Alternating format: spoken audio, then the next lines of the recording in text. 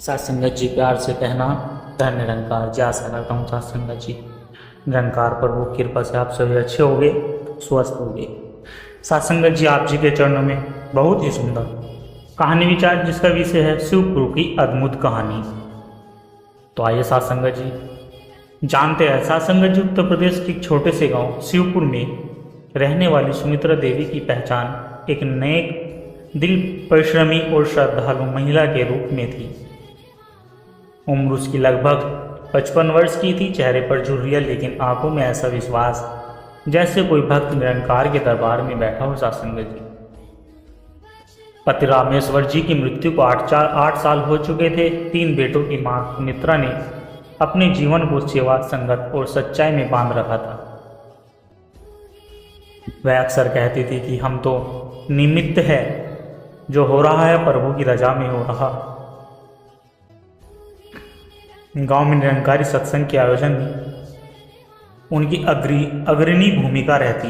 वह चुपचाप लंगर रोटी बेलती, पानी पिलाती, सफाई करती, नाम तक किसी को ना बताती। एक दिन उसके सबसे छोटे बेटे राजेश की शहर में दुर्घटना में मौत हो गई। सत्संगत जी खबर जब आई पूरा गांव स्तब्ध रह गया। गांव की औरतें दौड़ पड़ी, सुमित्रा को संभालने लगी। हे भगवान, एक औरत पहले पति को खो दे, फिर जवान बेटे को। लेकिन सुमित्रा का चेहरा विचलित नहीं था। वह केवल शांत स्वर में बोली, जो हुआ वह मेरी इच्छा नहीं थी, लेकिन प्रभु की रजा थी। उसकी मर्जी का आगे क्या अधिकार। लोगों को यकीन नहीं हो रहा था कि एक माँ जिसने अपने बेटे को खोया वो रो क्यों न रही है। कुछ दिन बाद सत्संग में सुमित्रा जी आई। मंच पर उन्होंने बोलने के लिए आमंत्रित किया गया। सभी सोच रहे थे या शायद वह फूट फूट कर रोएगी, लेकिन उन्होंने जो कहा वह सैकड़ों जीवन का नया दृष्टिकोण बन गया। सत्संगत जी महापुरुषों, हमें जो प्रिय है वह हमारे पास हमेशा रहे, यह संभव नहीं। यह शरीर है, यह रिश्ते है, यह सांसें सब उसी निरंकार की देन। राजेश भी उसी का बेटा था और वहीं उसे वापस ले गया। अगर मैं रोती झल्लाती प्रश्न उठाती तो क्या मेरा बेटा लौट आता? नहीं, पर मेरा समर्पण कमज़ोर हो जाता, मैं टूट जाती। लेकिन मैंने नाम लिया और सतगुरु की वाणी को हृदय से लगाया। सत्संगत जी रजा में रहो, रब पास है, यही समर्पण है। ना सुख में हर्ष, ना दुख में क्रोध, पर जैसे उनकी मर्जी। सत्संग में शांति छा गई। कई लोग रो पड़े, लेकिन यह आंसू करुणा के नहीं, श्रद्धा के थे। सत्संगत जी सुमित्रा के जीवन ने गांव में नई चेतना फैला दी। अब जब किसी को कोई कष्ट होता वे सुमित्रा के पास जाते, कहते, माँ जी यह क्यों हुआ? वह मुस्कुराकर कहते कि राजा को समझो, विरोध मत करो। राजा को समझो, विरोध मत करो, जो हुआ उसमें तुम्हारा भला ही छिपा है। गांव के युवाओं में वैर भाव कम हुआ। लोग मिलजुल कर रहने लगे। लोग अब बीमारी में डॉक्टर के साथ दुआ भी करने लगे। सत्संगत जी कोई फसल खराब होने पर शोर नहीं करता, कहते, सुमित्रा माँ ने कहा है अगली बार उसे अच्छा होगा, या उसकी रजा है। एक दिन शहर से आए निरंकारी प्रचारक ने सुमित्रा से पूछा कि कभी हारने का मन नहीं हुआ? सुमित्रा हंसी और बोली, जब नाव को नाविक मिला हो तो लहरों से क्या डर। सतगुरु ने हमें नाम दिया है, वह डोर है और जो हर तूफान में थामे रखती है। मैं जानती हूँ मेरा कोई दुख वास्तव में दुख नहीं, वह तो उस मालिक की लीला है और उस लीला को स्वीकार करना ही सच्चा समर्पण है। सत्संगत जी राजेश की मृत्यु के कुछ महीने बीत चुके थे। सुमित्रा पहले से भी ज़्यादा संयमित और सक्रिय दिखती, लेकिन उनके बड़े बेटे सूरज के मन में आंधियाँ चल रही थी कि राजेश की मौत के दिन से ही सूरज अंदर से टूट गया था। उसकी सोच थी कि माँ कैसे इतने शांत रह सकती है? क्या माँ को कोई दर्द नहीं है? क्या यह दिखावा है? अक्सर वह माँ से कहता, माँ तुम रो क्यों नहीं पड़ती? मैं तो हर रात सुन ही पाता। भाई चला गया और बस तुम राजा राजा करती रहती है। सुमित्रा मुस्कुरा कर कहती है कि बेटा मैं रोती अगर मुझे यकीन होता कि रोने से कुछ बदलेगा, लेकिन मैं जानती हूँ जो हुआ वही होना था। तुम्हें भी उस परम सत्य की रजा समझनी होगी। पर सूरज का हृदय विरोधी हो चला था। साथ संगत जी उसे लगा कि धर्म ने माँ को पत्थर बना दिया। धीरे धीरे सूरज ने सत्संग जाना बंद कर दिया। अब वह माँ के रास्ते को दुनिया से भागने का तरीका कहने लगा। साथ संगत जी एक दिन उसने गुस्से में माँ से कहा अगर यही रजा है तो फिर क्या हम कुछ भी नहीं करें? जब अन्याय हो तब भी चुप रहे, क्या ये समर्पण है? सुमित्रा ने कहा। सुमित्रा ने उस दिन बहुत शांति से उत्तर दिया, कहा समर्पण का अर्थ कायरता नहीं है बेटा, समर्पण का अर्थ है जो हमारे बस में नहीं।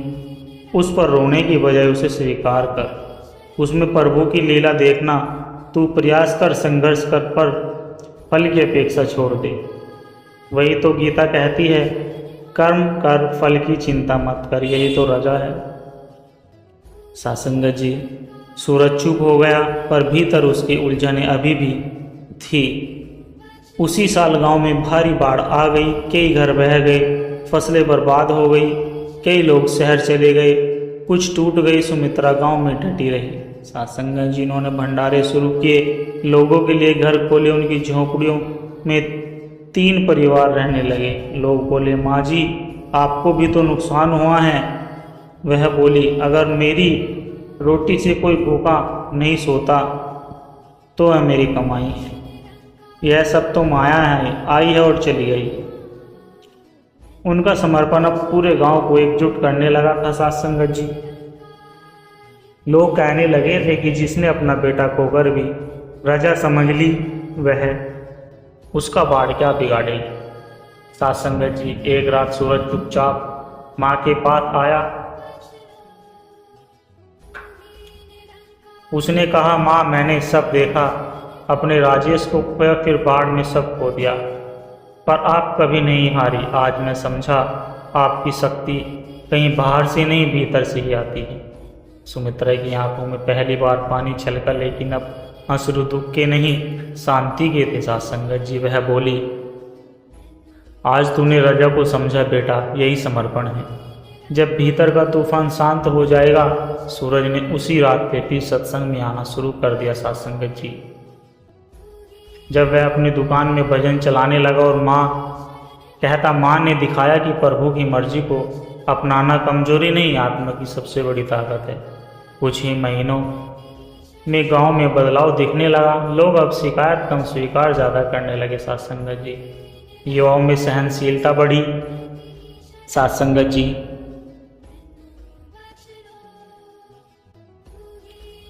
सत्संग में भीड़ बढ़ने लगी। एक दिन शहर से आए एक निरंकारी प्रचारक ने पूछा कि आपके गांव में यह परिवर्तन कैसे आया। गांव का एक बुजुर्ग बोला सत्संगत जी यह सब उस माँ की वजह से है जिसने रजा को सिर्फ बोलना नहीं बल्कि जिया भी है। उसने अपने बेटे को खोया लेकिन विश्वास नहीं खोया। हमें अब समझ आया कि राजा में रहना सच्चे संत का गुण है, वही भक्ति है, वही शक्ति है। सत्संगत जी एक दिन खबर आई कि सदगुरु बाबा जी पास के नगर में सत्संग के लिए पधार रहे हैं। गांव में उत्साह का माहौल था। सूरज और गांव के अन्य श्रद्धालुओं ने बाबा जी से विनती की कि बाबा जी कृपया हमारे गांव पधारे।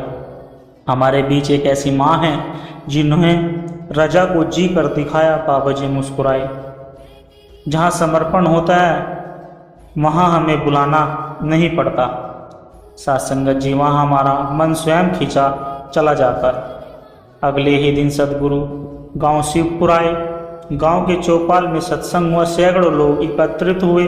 बाबा जी ने सत्संग में सुमित्रा जी को मंच पर बुलाया और उन्होंने कहा कि यह स्त्री कोई साधारण महिला नहीं, यह उस सच्चे समर्पण की मिसाल है जो केवल किताबों में पढ़ा जाता है। इसने पति खोया, जवान बेटा खोया, फिर बाढ़ में अपने घर, लेकिन विश्वास नहीं खोया।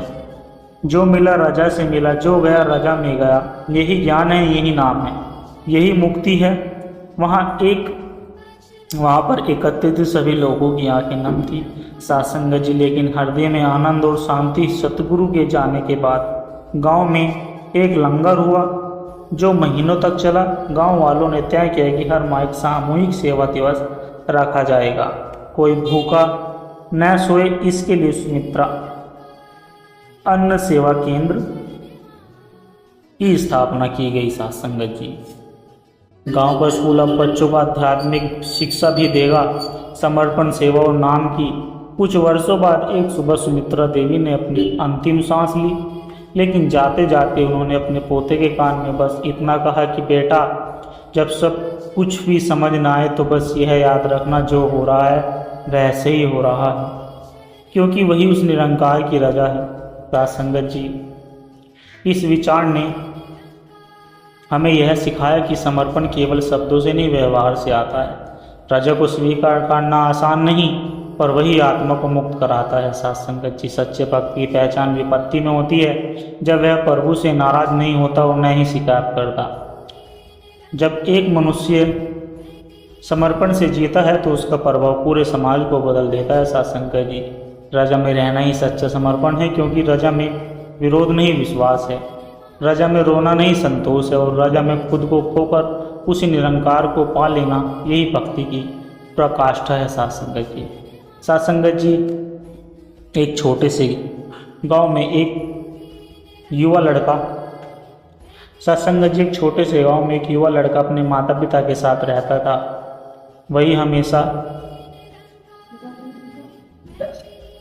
वह हमेशा सोचता था कि अगर उसके पास ज़्यादा दौलत और प्रतिष्ठा होती तो उसकी जिंदगी कितनी बेहतर होती। एक दिन उसने एक संत से पूछा, स्वामी जी, मैं हर रोज़ मेहनत करता हूँ, लेकिन मुझे लगता है कि मैं कभी भी सफलता की ऊंचाइयों को नहीं छू पाऊंगा। क्या मुझे कुछ खास करना चाहिए? स्वामी जी ने मुस्कुराकर कहा और उसे एक साधारण विचार सुनाए कि एक बार एक किसान खेत में काम कर रहा था। एक दिन उसके पास एक पुराना शीशे का दीपक आया। उसने उसे जलाया और देखा कि उसकी लौ इतनी तेज थी कि वह पूरा आंगन रोशनी कर रहा था। कुछ दिनों बाद किसान ने उस दीपक को फेंक दिया, क्योंकि उसे लगा कि यह अब कोई काम का नहीं, दीपक से कोई उम्मीद नहीं थी। सत्संग जी लेकिन उसी जगह जब उसने दीपक को फिर उठाया तो उसने पाया कि यह रोशनी अभी भी अंदर मौजूद है। स्वामी जी ने युवक से कहा कि तुम भी वैसे ही हो, तुम्हारे पास वह सब कुछ है जो तुम्हें सफलता दिला सकता है, बस तुम्हें खुद को पहचानने की ज़रूरत है।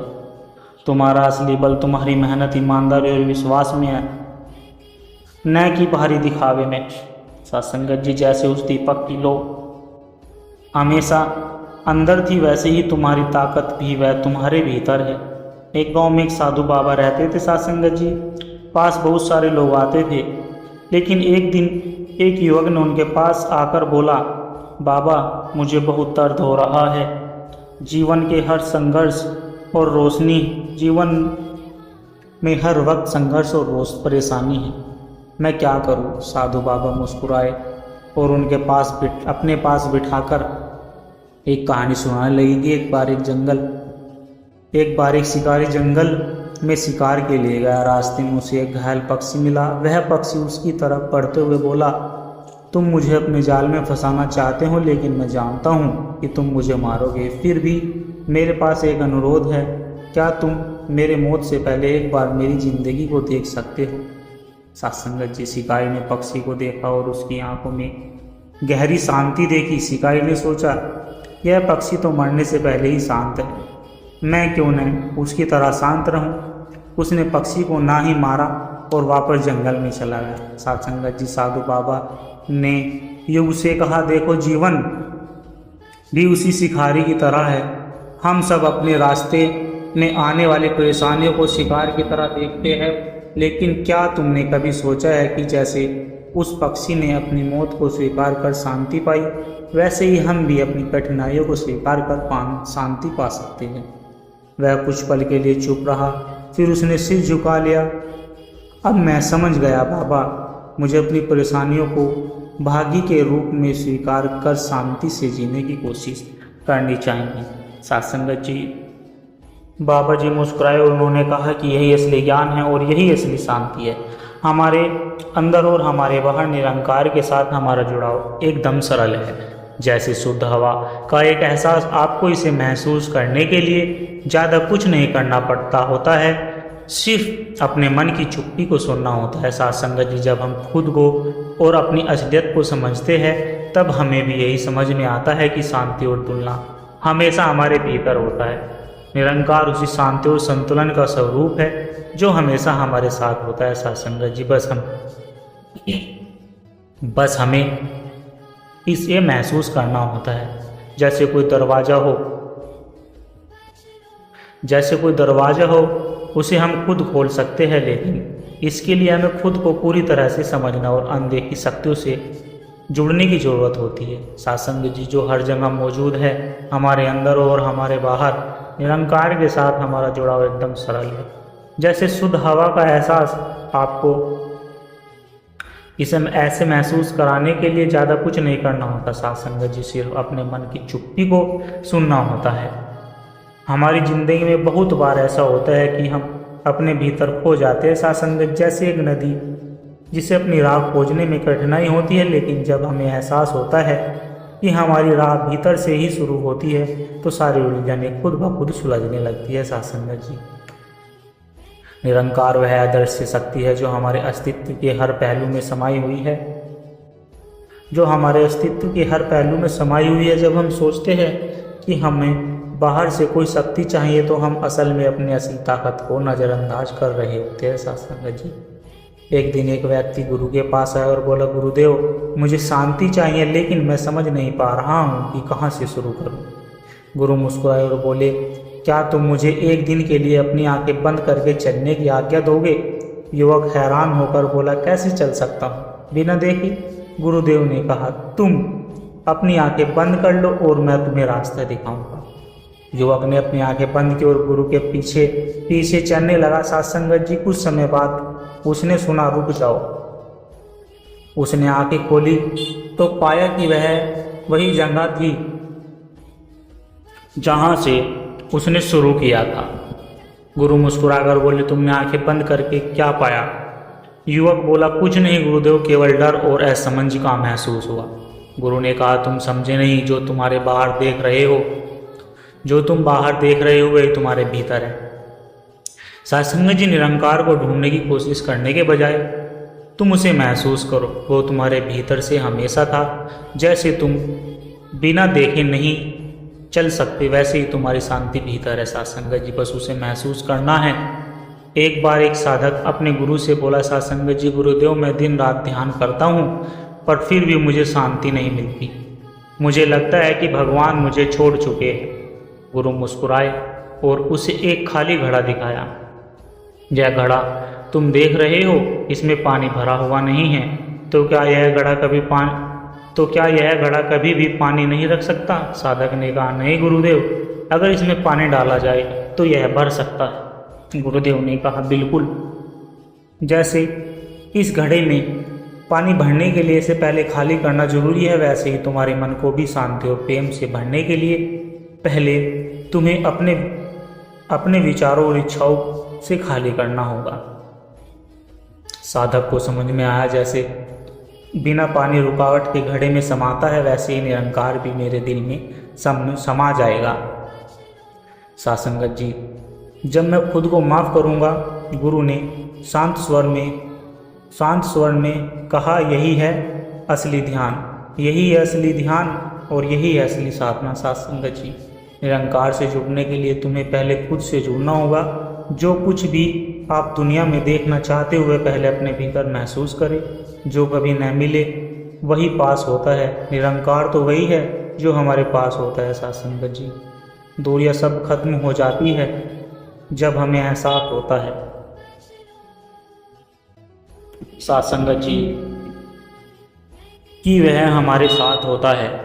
नज़रें ढूंढती उसे, दिल चाहता है उसको, वह कभी बाहर नहीं अंदर ही बसा होता है। निरंकार की तलाश में हम बिखर जाते हैं। सत्संग जी, जबकि वह हर कदम हमारे साथ होता है। हर आंसू में, हर मुस्कान में वह बसा था, सदा सबके लिए छुपा था। हमें कभी नहीं लगता, फिर भी हर कदम पर निरंकार हमारे साथ। हमें बस उसे महसूस करना है, सूरत में नहीं मगर एक छाँव सा है। हर पल में बसा वो खुशबू सा है, हमें समझे नहीं वो दूर नहीं, वो दिल की गहराइयों में छिपा है साथ संगत जी। सूरत में नहीं मगर एक छाँव सा है, हर पल में बसा वो खुशबू सा है। हम समझे नहीं वो कोई दूर नहीं, वो दिल की गहराइयों में छिपा सा है। न जाने कितनी बार उसे ढूंढा मैंने, हर चेहरे पर, हर रास्ते में खोजा मैंने, मगर जब दिल ने सुकून पाया तब समझा निरंकार मेरे अंदर था, मैंने ही ना पहचाना। नज़रें ढूंढती है उसे, दिल चाहता है उसको, वो कहीं बाहर नहीं अंदर ही बसा होता है। निरंकार की तलाश में हम बिखर जाते हैं, जबकि वह हर कदम हमारे साथ होता है। हर एक दिन एक नया मौका है खुद को और दुनिया को बेहतर बनाने का। अगर हम अपने भीतर बदलाव लाते हैं तो वही बदलाव बाहर भी दिखेगा। आखिरकार उसकी सफलता दूसरों के दिलों में जगह बनाने में है, न कि सिर्फ अपने व्यक्तिगत लक्ष्य को पाने में है। दिल से दिल मिलते हैं और यही वह कड़ी है जो हमें जोड़ती है, सिर्फ सुनने के लिए नहीं बल्कि जीने के लिए हम इसे महसूस करें सत्संगत जी। क्योंकि जब तक आप खुद को प्यार नहीं करते तब तक आप दूसरों से सच्चा प्रेम नहीं कर सकते। हम उसे खोजते हैं आकाश में, जबकि वह तो हमारे दिल के पास है। बिना शब्दों के वह हमें समझता है, वही कभी नज़र नहीं आता। हर रुकावट में, हर मोड़ पर वह साथ होता है, चाहे हम देखें या ना देखें। निरंकार की राह पर चलना है सत्संगत जी। पर जब हम खुद से जुड़ते हैं वही रोशनी राह हो जाती है, वही राह रोशन हो जाती है। हम जो देखते हैं वही हमें मिलता है। अगर हम अच्छाई और प्रेम की बौछार करोगे तो वही हमारे जीवन में लौट कर आएगी सत्संगत जी। यही कानून है, यही संतुलन है। इसलिए अगर हम सच में किसी का दिल जीतना चाहते हैं तो हमें पहले खुद के दिल को खुला रखना होगा सत्संगत जी, और हमें दूसरों के दिलों में प्यार और सम्मान के बीज बोने होंगे सत्संगत जी। आपके आसपास जो कुछ भी हो रहा है, अगर आप अपने अंदर शांति और संतुलन बनाए रखते हैं तो वह दुनिया आपके लिए कोई भी जटिलता पैदा नहीं कर सकती, क्योंकि आपकी असली ताकत आपके भीतर ही शांति है सत्संगत जी, जो किसी बाहरी ताकत से नहीं बल्कि आपके आत्मविश्वास और विश्वास से आती है। आप कभी महसूस करते हैं जब आप बिल्कुल शांत होते हैं तो अचानक एक गहरी आंतरिक शांति का एहसास होता है सत्संगत जी। वह सफलता होती है जब निरंकार आपके भीतर प्रकट होता है। हम इसे अनुभव कर सकते हैं, पर हम अक्सर इसे ढूंढने के बजाय बाहर की चीज़ों में खो जाते हैं।